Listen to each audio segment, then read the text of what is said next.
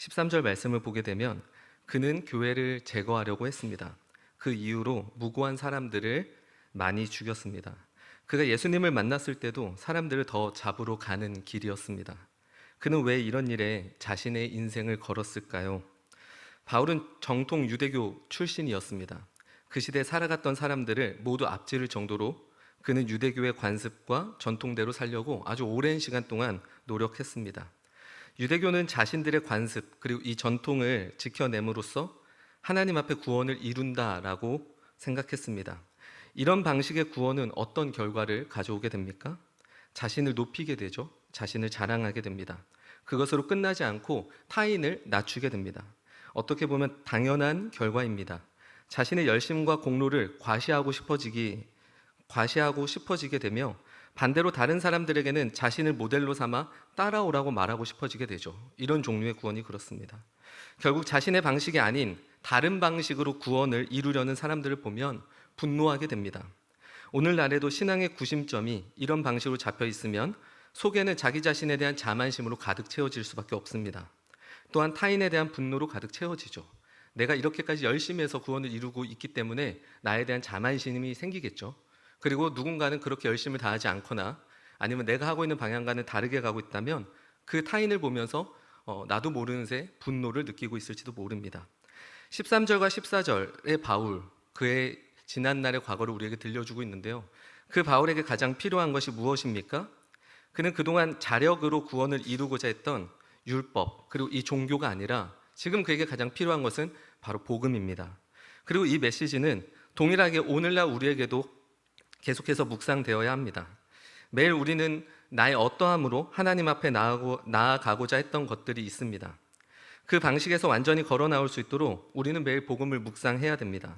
반대로는 나의 존재가 하나님 앞에 나아갈 수 없다고 하는 생각과 마음 또는 어떤 지점이 있을 수 있습니다. 하지만 그것도 내 힘으로 구원을 이루어 가려고 했던 모습과 실상은 똑같습니다. 어떤 부분에서 똑같습니까? 누군가가 나를 구원해 주는 것이 아니라 내가 구원을 이루려고 하는 모습에서 똑같은 것입니다. 결국 지금 바울에게 필요한 것은 복음이며 오늘 우리에게도 가장 필요한 것은 복음입니다. 왜냐하면 우리는 매일같이 내가 나의 구원자가 되고자 하는 성향이 있기 때문에 그렇죠. 또한 우리 중에는 은혜가 필요 없을 만큼 의로운 사람은 없습니다. 나는 은혜는 필요 없어, 난 충분히 의로워라고 말할 수 있는 사람은 이 세상에 단 한 명도 없습니다. 은혜를 받을 수 없을 만큼 그만한 죄인도 사실상 없습니다. 내 인생을 의미 있게 해주며 구원해 줄 것이라 생각했던 가치 그리고 신념 또는 그 무엇이 있다면 복음만이 우리를 그곳에서 오늘 건져낼 수 있습니다. 복음만이 우리를 거기에서 건져낼 수 있어요. 그렇다면 이런 복음은 우리에게 어떻게 찾아올까요? 이런 복음, 바울은 15절에서 이것을 보여줍니다. 우리 15절 말씀을 다시 한번 읽도록 하겠습니다. 시작. 그러나 내 어머니의 태로부터 나를 택정하시고 그의 은혜로 나를 부르신 이가. 하나님의 은혜가 무엇일까요? 하나님의 은혜, 어둠 속에서 보이지 않은 채 살아갈 수밖에 없는 우리의 존재에 빛이 찾아온 것이죠. 이것이 은혜입니다. 그래서 이제 어둠이 아니라 우리는 빛으로 살아가게 된 것, 이것이 은혜입니다. 상황과 환경이 만들어주는 생각, 의지, 그것이 아니라 이제는 하나님의 뜻과 하나님의 마음을 알고 그렇게 살아가게 되는 것, 이것이 구원이고 그것이 은혜입니다. 그리고 이 은혜를 하나님의 사랑이라고 부릅니다. 기독교의 구원은 내일 또는 미래에 받게 되는 것이 아닙니다. 오늘의 구원을 말합니다. 바울은 평생 자신의 신념이 있었습니다. 그리고 유대교 전통에서 살아갈 수밖에 없는 그런 존재처럼 보였어요. 그런데 그를 하나님이 은혜로 부르셨고 그의 모든 생각과 의지와 마음은 완전히 변하게 되었습니다. 여기서 끝나는 것이 아니라 이 은혜를 통해 매일매일 하나님과 그는 동행하는 삶을 시작하였습니다. 이런 은혜가 어떻게 찾아옵니까? 이런 은혜가 바울의 표현을 보면 내 어머니의 태로부터 나를 택정하시고 라고 합니다. 그는 하나님을 정말 대항하면서 살았습니다. 그러나 하나님은 이미 그의 모든 경험, 그의 인생, 때로는 그의 실패, 그 모든 것에서 그를 건져내시기로 이미 작정하셨다라는 거죠. 이런 이야기는 우리가 또 구약에서도 찾아볼 수 있습니다. 요셉이 그렇습니다. 하나님은 요셉을 이스라엘의 구원자로 택하셨죠. 하지만 요셉의 인생을 보면 순탄치 않습니다. 그럼에도 불구하고 그의 모든 상황과 환경은 요셉을 구원자로 세우는 통로이자 계기가 되었습니다. 하나님의 은혜는 우리 안에 그분의 주권적인 역사로 찾아옵니다. 누군가 실력이 있어 발견하고 누군가는 실력이 없어 못 찾는 그런 것이 절대 아닙니다. 나는 잘 찾았어, 나는 잘 못 찾겠어, 이런 것이 아니에요. 은혜는 하나님이 우리 안에 주권적으로 오시는 겁니다.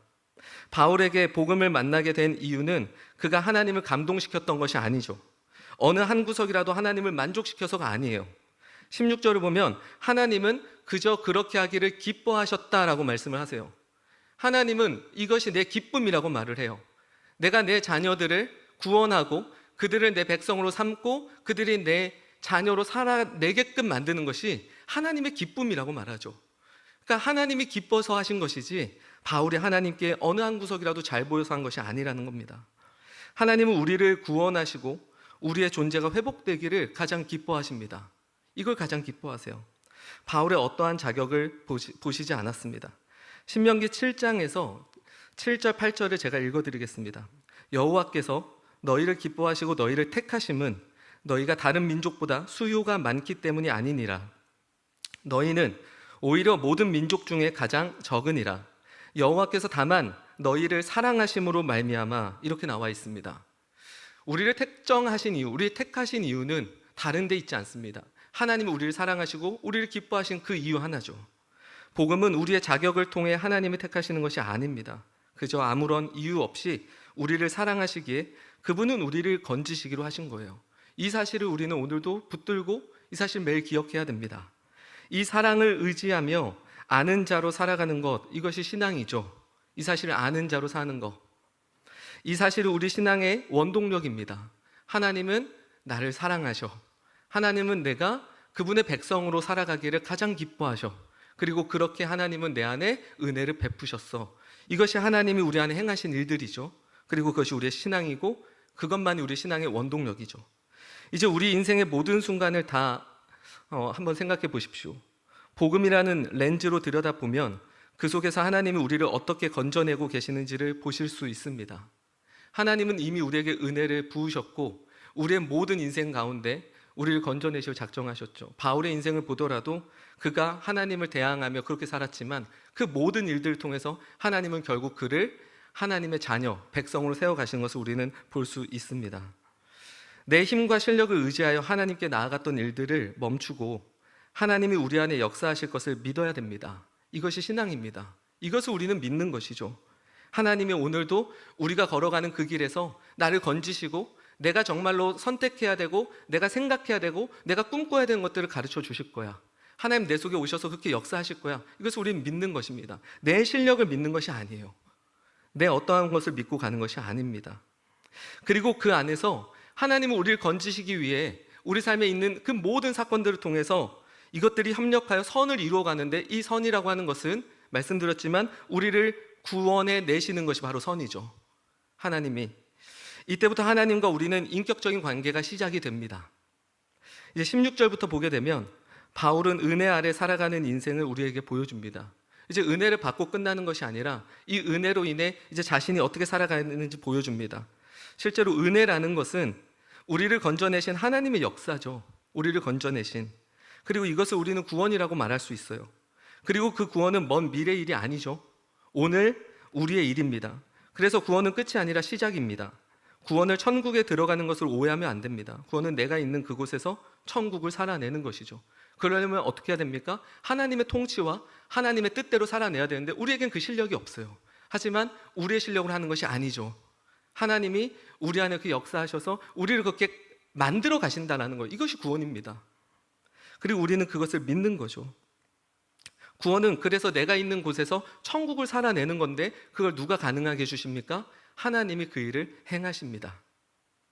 이제 바울의 인생이 이것을 우리 안에 보여줍니다. 16절에 이런 표현이 나와 있습니다. 그의 아들을 이방에 전하기 위하여 그를 내 속에 나타내시기를 기뻐하셨다. 우리가 잘 알듯이 다메섹 도상에서 하나님은 예수님을 바울에게 계시하셨습니다. 그때 바울은 예수님을 인격적으로 만났고 누구인지 알았습니다. 동시에 하나님은 바울을 통해 예수님을 전하려고 하시는데 바울은 이 사실을 분명히 깨닫고 알았습니다. 이제 17절을 보겠습니다. 17절을 보면 아주 인상 깊게도 바울은 예루살렘으로 당장 가지 않았습니다. 그는 아라비아로 가서 3년을 있었다라고 합니다. 그곳에서 바울은 하나님과의 인격적인 만남과 시간을 가졌을 것입니다. 그리고 복음에 대해 더 깊어지는 시간을 가졌겠죠. 이 사실이 우리에게 무엇을 보여줍니까? 오늘날 우리가 살아가는 현실에서는 정말 쉽지 않은 일이죠. 눈을 뜨면 수많은 정보를 찾아 나서야 하며 이것이 우리가 살아가는 시대입니다. 또 그 속에서는 끊임없는 활동과 성취를 요구하는 시대, 그것이 이 시대죠. 그래서 우리가 매일매일 하나님과 인격적인 시간을 갖는 묵상은 뒷전일 때가 많습니다. 이에 대해 오늘 본문은 바울의 이 모습은 앞으로 은혜 받은 자의 삶이 어떻게 흘러가는지 우리 안에 가장 잘 보여줘요. 하나님 앞에 인격적인 만남을 통해서 그분의 통치를 받고 그분이 나의 방향이 되고 그분이 이젠 나로 하여금 걸어가게 하는 원동력이 되는 것이죠.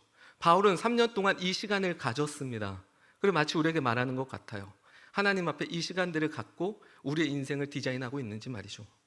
신앙은 은혜를 받고 끝나는 것이 아닙니다. 그분과 인격적인 관계를 통해 자신의 삶을 살아가는 것이죠. 바울은 이 시간들을 통해 자신의 인생이 어디로 가야 되며 자신의 존재에 대해 모든 것을 다시 생각할 수 있게 되었습니다. 이후 사도행전에서 그의 인생을 보게 되면 이전과는 전혀 다른 삶을 살아가는 것을 볼 수 있습니다. 복음을 만난 그는 완전히 다른 삶을 이제부터 살아가기 시작하죠. 바로 통치가 바뀐 겁니다. 그동안 나의 만족을 위해서 살았다면, 그동안 나의 신념이 나를 구원해 줄 것이라고 여겼다면 이제 그것이 바뀐 것입니다. 그리스도가 그의 구원자가 되었고 그는 이제 더 이상 이전과 똑같이 살지 않습니다. 하나님이 가장 기뻐하시는 그 삶을 살기로 하죠. 그리고 하나님은 그를 택해서 복음을 전하게 하십니다. 이제 18절부터는 지난번 설교 때 제가 말씀을 드렸지만 복음이 사람에게 만들어지지 않았다라는 것을 바울이 이야기하는 장면입니다.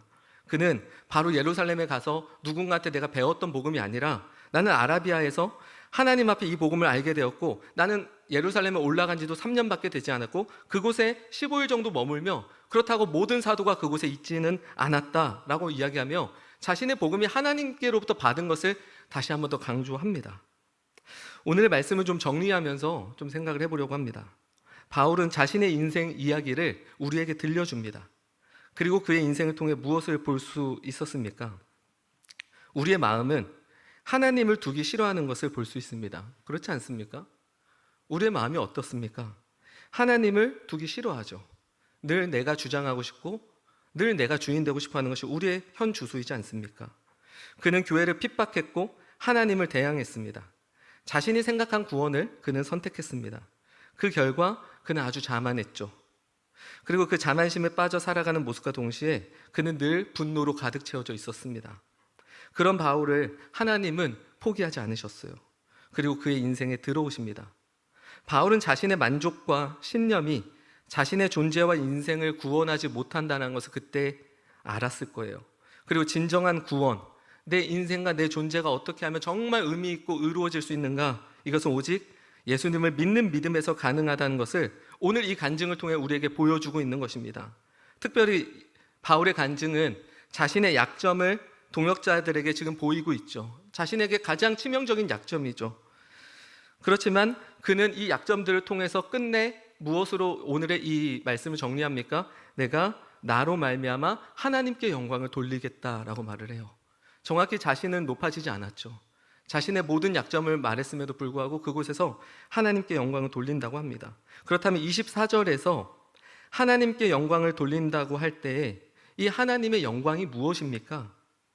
우리는 하나님의 영광이라고 말하면 인생의 성취를 통해 설명하려고 할 때가 많습니다. 어린 시절부터 너가 이렇게 해야 하나님이 영광 받으시지 라는 말을 너무 많이 듣지 않았습니까? 이렇게 해야 하나님 영광 받으셔, 이렇게 해야 하나님 영광 받으셔. 그러나 하나님의 영광은 그런 식으로 이루어지는 것이 아닙니다. 하나님의 영광은 어둠에 갇혀 살아갈 수밖에 없는 존재를 건져내시고 그리스도의 은혜로 구원해 주신 일, 이것 자체가 하나님의 영광이죠. 우리가 만들어내는 그런 영광이 어떻게 하나님의 영광이 될 수 있습니까? 우리가 어떻게 하나님의 영광을 만듭니까? 가고 싶은 직장에 취업했다고 해서 하나님의 영광이라고 말한다면 그 영광은 언젠가는 사라지지 않겠습니까?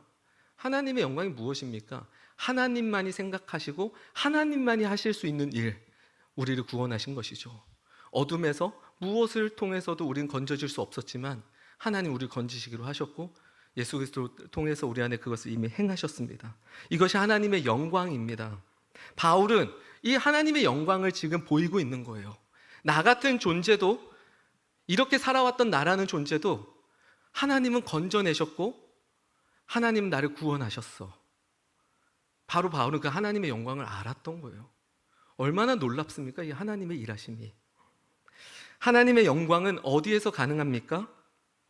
우리는 흔히 이 영광은 엄청난 일들, 좋은 일들일 때 하나님께 영광 돌려라 말하지만 오늘 바울의 고백은 그렇지 않았어요. 바울은 자신의 인생의 가장 기억에서 어찌 보면 지우고 싶겠죠. 그 장면을 들어가며 그곳에서도 여전히 하나님은 나를 포기하지 않으셨고 그런 나를 건져내어 지금 하나님의 백성을 세운 나를 보십시오. 얼마나 놀랍고 하나님의 영광이 대단합니까? 이 하나님을 너무 찬양하고 싶은 거겠죠. 우리는 때로는 하나님의 영광을 이렇게 찾을 때가 있어요. 완벽한 가정을 이루는 것, 행복하고 아무 문제가 없고 존중과 모든 것들이 다 이루어지는 그런 가정. 그럴 때 하나님이 우리 가정을 통해 영광을 받으시겠지. 여러분, 그렇게 살면 괴로워서 못 삽니다. 정말 못 살아요. 아니면 남들보다 훨씬 더 많은 돈을 모았을 때 하나님께 내가 영광을 돌리겠지. 아니면 내 이름을 알리게 되고 유명해졌을 때 하나님의 영광이 있겠지. 여러분, 이런 종류는 다 하나님의 영광이 될 수 있는 것들이 절대 아닙니다. 우리가 하나님보다 더 만족하며 채우고 있는 그것이 무엇입니까? 우리 인생에 하나님보다 더 만족하는 것이 무엇입니까? 바울은 있었죠. 그가 믿고 있었던 유대교의 관습과 전통이었고, 그리고 그것이 자신을 구원해 줄 수 있는 길이라고 믿었던, 그것이 자기에게 가장 큰 만족을 줬던 거였어요. 그런데 그곳에서 하나님은 그를 건지셨죠. 우리가 자신할 수 있습니까? 하나님보다 다른 것에 더 만족하며 살지 않겠다고? 그럴 수 있는 분이 있을까요? 우리는 매일같이 다른 것을 만족하고 싶어 해요. 하나님이 아니라 이것, 저것, 수많은 것들이 우리 안에 들어와 하나님보다 더 커 보이고 더 좋아 보이려고 하는, 우리는 그래서 매일같이 하나님 앞에 도망치죠. 하나님, 나를 오늘도 건져주십시오. 하나님, 오늘 하루도 어떤 일들과 어떤 생각과 어떤 마음이 있을지 모르겠지만 하나님, 그 속에서 오늘도 나를 붙드십시오. 이런 기도가 우리 안에 있지 않습니까? 하나님은 우리의 이런 모든 상황 속에서 우리를 건지실 것입니다. 그리고 그 건지시는 하나님을 알 때, 그 하나님의 영광을 알 때 우리는 매일같이 이 하나님을 찬양할 수밖에 없을 거고, 하나님의 그 영광에 매일같이 그 아름다움에 흠모하며 살아가겠죠. 지금 우리는 어떤 길에 서 있습니까? 그리고 그것에서 우리가 해야 될 일은 무엇입니까? 바울은 자신의 인생의 모든 장면에서 하나님의 영광을 봤습니다.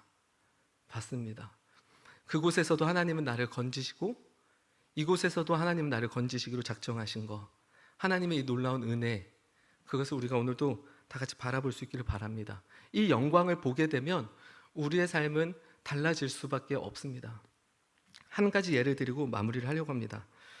저는 처음에 해외를 나갔던 적이 인도라는 곳이었어요. 근데 인도에 갔을 때는 외국을 가고 싶어서 간 거였죠. 그래서 그곳에서 한 일주일 정도 나름대로 비전 트립을 하고 돌아왔습니다. 너무너무 심각한 나라였었어요. 저에게 가장 충격적인 장면은 사람들이 힘이 없어서 길가에 다 그냥 누워 있어요. 그리고 파리가 와서 앉아 있는데도 힘이 없어요, 사람들이. 너무 가난해서. 심지어 그것뿐만 아니라 수많은 그 제사들이 아직도 그곳에서 이루어지고 있는 것들을 현실에서 봤습니다. 그리고 그곳에서도 여전히 복음은 계속 외쳐지고 있고, 그곳에서도 하나님께서 어떻게 일하실지를 계속해서 기대하게 됐고 보고 왔습니다. 그리고 나서 이제 한국에 돌아왔을 때였나요? 저는 그 당시 한 3평짜리 미니 원룸에 살고 있었어요. 그 녹두거리라고 있어요. 그 서울에서 가장 집값 싼 곳으로 유명한 동네입니다. 그래서 그곳의 녹두거리에서 한 3평짜리 집이었나요? 그 책상과 싱크대 사이에 누우면 끝이에요. 그래도 3층이라 기분이 너무 좋았어요. 그 전까지는 반지하였는데 3층으로 오니까 햇빛이 드니까 너무 좋더라고요. 화장실은 이렇게 서서 씻으면 끝나는 정도의 정말 미니 원룸. 전 그곳에서 매일같이 불평불만을 하고 살았죠. 여기서 어떻게 이렇게 지내나. 너무 꼭대기에 있어서 집에 있다가 슈퍼라도 한번 갔다 와야지라고 하면 갔다 오면 땀이 흠뻑 젖을 정도의 오르막길이었어요. 오르막이 너무 심해서. 그래서 잠깐 나갔다 오면 들어오자마자 다시 샤워를 해야 됐던 그런 곳이었는데, 그때 어떤 인도를 갔다 온 경험을 통해서 다시 한국에 돌아왔을 때는 그 좁았던 공간이 다시 보이기 시작했어요. 이 공간이 얼마나 소중하고 얼마나 아름다운가, 그리고 그곳에서 시작된 내 하루하루의 삶이 얼마나 의미가 있을 수 있고 앞으로 무엇을 더 생각하며 내가 지내야 될까. 하나님의 영광을 그곳에서 제가 보고 와서 돌아왔을 때에도 제 삶에는 아주 사소한 부분이지만 놀라운 변화들이 일어나기 시작한다는 거죠. 우리 삶에 정말 다양한 장면들이 있습니다. 다양한 사건들이 있고 지금도 다양한 현실들을 걸어가고 있습니다. 하지만 정확하게 우리가 꼭 기억해야 될 것은 그곳에 하나님의 영광이 있습니다. 하나님의 영광은 언젠가 나에게 찾아올 그것이 아닙니다. 지금 우리가 살아가고 있는 그 장면에 하나님은 우리를 건지시고 우리를 구원하시기로 작정하셔서 역사하고 계시다라는 거예요. 그래서 하나님의 영광을 볼 수 있기를 우린 기도해야 됩니다. 오늘도 하나님은 이 장면에서, 이 현실에서 나를 하나님의 자녀로 택하시고 걸어가게 하시겠구나. 이 고백이 매일 우리의 고백이 되어야 되죠. 그리고 나서 우리가 마주하는 현실 속에서 이제 살아보는 거죠. 살아보는 겁니다. 그리고 내가 할 수 없는 선택들을 보는 것이고 내가 할 수 없는 일들을 이제 보는 것입니다. 하나님께서 우리를 어떻게 만들어 가시는지. 그때 우리는 하나님의 영광을 보게 될 것이고, 바울이 오늘 고백한 것처럼 나로 말미암아 하나님께 영광을 돌리느니라, 이 고백을 하실 수 있을 겁니다. 여기 계신 모든 분들이 나로 말미암아 하나님께 영광 돌릴 수 있지 않습니까? 내가 어떤 존재인데요. 내가 어떤 존재인데 하나님이 그런 나를 지금 세워서 이 땅에서 하나님의 자녀로 걸어가게 하고 계시잖아요. 이게 얼마나 놀라운 하나님의 영광입니까? 그 하나님을 다 같이 바라볼 수 있기를 축복합니다. 이 시간에 빌립보서 3장 7절에서 16절을 우리가 다 같이 한 목소리로 읽고 찬양하도록 하겠습니다. 자, 7절부터 15절입니다. 함께 읽도록 하겠습니다. 시작. 그러나 무엇이든지 내게 유익하던 것을 내가 그리스도를 위하여 다 해로 여길 뿐더러 또한 모든 것을 해로 여김은 내 주 그리스도 예수를 아는 지식이 가장 고상하기 때문이라. 내가 그를 위하여 모든 것을 잃어버리고 배설물로 여김은 그리스도를 얻고 그 안에서 발견되려 함이니 내가 가진 의는 율법에서 난 것이 아니요 오직 그리스도를 믿음으로 말미암은 것이니 곧 믿음으로 하나님께로부터 난 의라. 내가 그리스도와 그 부활의 권능과 그 고난의 참여함을 알고자 하여 그의 죽으심을 본받아 어떻게 해서든지 죽은 자 가운데서 부활에 이르려 하노니 내가 이미 얻었다 함도 아니요 온전히 이루었다 함도 아니라 오직 내가 그리스도 예수께 잡힌 바 된 그것을 잡으려고 달려가노라.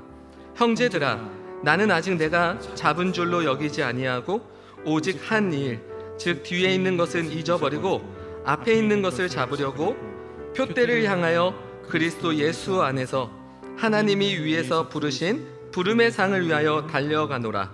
그러므로 누구든지 우리 온전히 이룬 자들은 이렇게 생각할지니 만일 어떤 일에 너희가 달리 생각하면 하나님이 이것도 너희에게 나타내시리라. 아멘. 우리의 모든 상황 속에서 하나님의 그 영광을 바라보며 오늘도 우리를 건지시는 그 주님을 함께 바라보며 나아갑시다.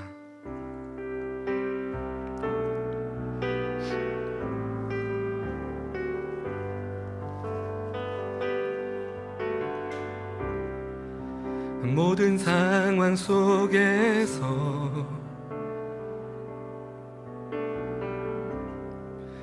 주를 찬양할지라.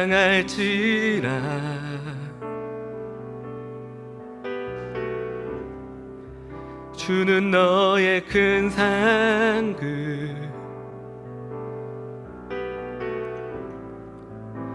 큰 도움이시라. 주의 얼굴 구할 때 주의 얼굴 구할 때 주의 영을 부사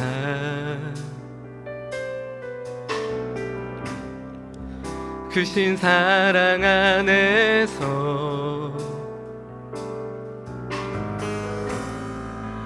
주를 보게 하소서. 내 영혼이 확정되고 내 영혼이 확정되고 확정되어 싸우니 믿음의 눈 들어 주를 바라봅니다.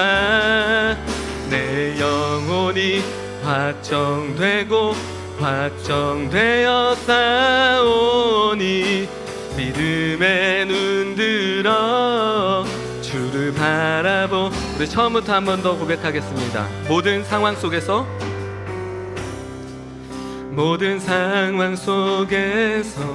그 하나님의 영광을 바라봅시다. 주를 찬양할지라.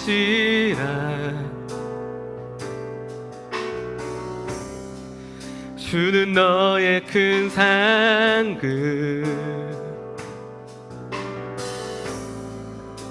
큰 도움이시라. 주의 얼굴 구할 때, 주의 얼굴 구할 때, 주의 영을 부으사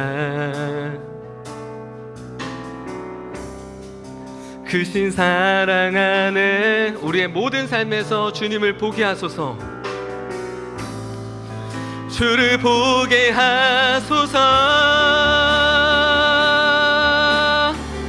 내 영혼이 확정되고 내 영혼이 확정되고 확정되어 싸우니 믿음의 눈 들어 주를 바라봅니다.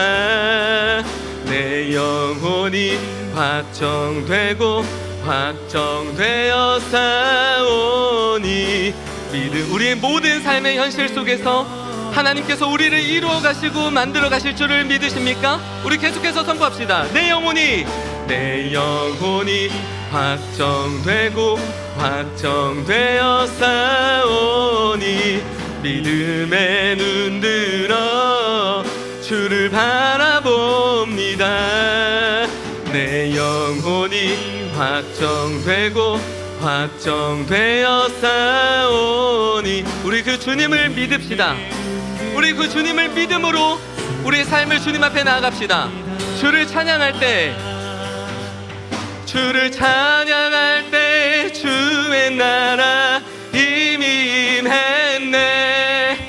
그의 영원한 나라 주 보게 하소서. 주를 찬양할 때, 주를 찬양할 때 주의 나라 이미 임했네. 그의 영원한 나라 주 보게 하소서. 내 영혼이 확정되고 내 영혼이 확정되고 확정되어 싸워. 우리의 구원은 오직 하나님께 있으므로 그것이야말로 우리에게 가장 안정적입니다. 내 영혼이 확정되고 확정되어 싸우니 믿음의 눈들. 우리 마지막으로 한 번 더 고백합시다.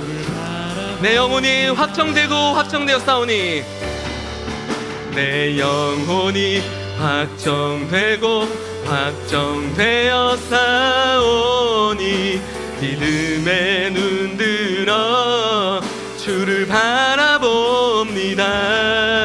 내 영혼이 확정되고 확정되어 싸우니 믿음의 눈 들어.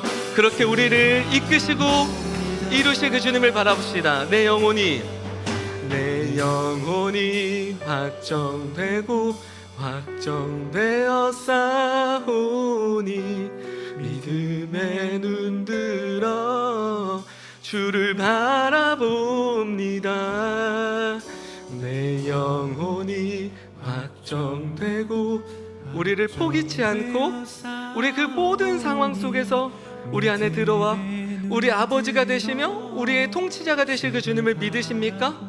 그 주님을 바라봅시다. 내 영혼이 확정되고 내 영혼이 확정되어 싸우니 믿음의 눈 들어 주를 바라봅니다. 내 영혼이 확정되어 싸우니 믿음의 눈 들어 주를 바라봅니다. 제가 대표로 기도하도록 하겠습니다. 하나님, 우리는 매우 신앙에 대해 떨리고 두려워하고 과연 하나님의 뜻대로 살아갈 수 있을까 매일 걱정하고 근심할 때가 많습니다. 그러나 하나님, 오늘 이 본문에서 바울의 간증을 통해서 봤듯이 어떤 상황 속에서도 우리 안에 찾아오셔서 우리를 건지실 하나님을 바라봅니다. 모든 것이 절망적이고 모든 것이 무너지고 또는 모든 것이 풍족해서 모든 것들을 느끼지 못하고 바라보지 못하는 그 순간에도 어떤 상황에서도 하나님의 계획과 하나님의 뜻을 우리는 오늘도 의지하고 그 사실을 믿음으로 바라보며 걸어갑니다. 우리의 신앙이 다른 것을 붙들지 않기를 원합니다. 우리는 오직 하나님의 그 주권을 붙들고 하나님께서 우리의 삶 속에서 내가 너를 건져내고 나의 백성으로 삼을 거야 라고 말씀하신 그 사실을 믿고 그 믿음으로 우리가 삶을 걸어가게 인도하여 주옵소서. 이제까지 원망하고 불평하며 없었으면 좋겠다고 생각했던 그 모든 일들이 하지만 그곳에서도 하나님의 영광이 있음을 보게 하시고 또한 우리가 오늘을 걸어가는 이 순간에도 하나님의 영광이 우리 안에 있음을 꼭 기억하게 하여 주옵소서. 그래서 그 영광을 보며 그 영광을 아는 자로 하나님 우리가 생각하고 마음을 먹고 의지를 갖고 하나님 앞에 이 땅에서 살아낼 수 있도록 인도하여 주옵소서. 우리는 하나님 불안해하지 않습니다. 왜냐하면 내 실력이 아니라 오늘도 하나님께서 우리를 그렇게 걸어가게 하실 것을 믿기 때문입니다. 하나님 그 믿음 속에 하나님 우리의 신앙이 있게 하여 주옵소서. 우리를 인도하시고 우리의 친구가 되어주시고 우리를 건지시기를 기뻐하시는 우리 주 예수 그리스도의 이름으로 이 시간 기도드립니다. 아멘. 다 함께 주기도문으로 오늘 예배를 마치도록 하겠습니다. 하늘에 계신 우리 아버지여, 이름이 거룩히 여김을 받으시오며 나라의 마옵시며 뜻이 하늘에서 이루어진 것 같이 땅에서도 이루어지이다. 오늘날 우리에게 일용할 양식을 주옵시고 우리가 우리에게 죄진 자를 사하여 준 것 같이 우리의 죄를 사하여 주옵시고 우리를 시험에 들게 하지 마옵시고 다만 악에서 구하옵소서. 대개 나라와 권세와 영광이 아버지께 영원히 있사옵나이다. 아멘.